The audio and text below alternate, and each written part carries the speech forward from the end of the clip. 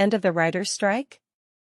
A potential agreement between the Writers Guild of America and the big Hollywood studios would put an end to a strike that lasted 146 days, cost thousands of workers their jobs, and showed genuine fear about the changes brought on by technology. But the 11,500 union members would still need to approve the proposed 3-year contract, which would increase pay rates and residual payments for streaming shows and establish new guidelines for the use of artificial intelligence. And what happens when those 3 years are up? Are you going to go right back to it? Another problem? How about continuing those talks while others go to work? Don't just stop. Or right back to the problem you began with when those 3 years are up. Since May 2nd, the writers have been on strike to demand protections against the ways that streaming and other industry changes have endangered their careers. And the strike by actors began in the middle of July. Endangering their careers is not the way to go. If it was for the writers, there would be no script. And if it was for the actors and actresses, those scripts would not be brought to life. And then you wouldn't make money.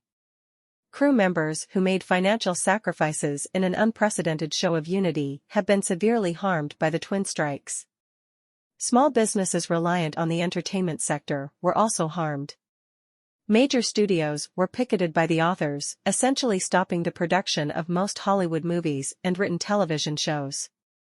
After reaching a tentative agreement with the WGA, executives from the entertainment business are anticipated to focus on resuming stalled negotiations with SAG-AFTRA, a union representing 160,000 performers. In their Sunday message to members, the WGA leaders stated that Guild officials will now go over the contract to ensure that the last I is dotted. The WGA East Council and WGA West Board will need to approve the contract, which will be recommended by the negotiating committee. Tuesday is anticipated to be the day for those leadership votes. Writers were instructed to refrain from returning to work until the Guild gave its approval, although picketing will be stopped.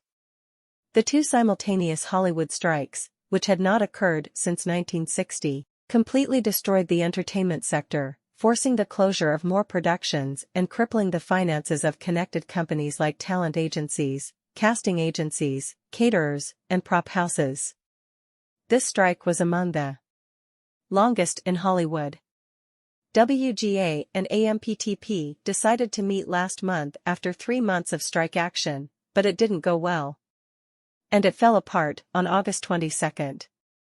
The Studio Alliance claimed last week that the WGA had contacted them to resume talks, suggesting that there may be thawing of the situation. Studios have their own reasons for wanting to reach a deal by the beginning of October.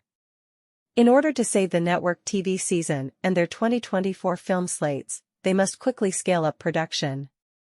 However, it's unlikely that production will resume soon away, despite the new deal. It will be necessary to write the scripts, and the studios and SAG-AFTRA still need to come to a new agreement. Since the start of the actors' strike, SAG-AFTRA and the AMPTP have not had any formal discussions. Then there is this: in its discussions with video game businesses, SAG-AFTRA negotiators are considering asking video game performers if they would authorize them to organize a strike. Hopefully this is the start of the end to the other strikes as well.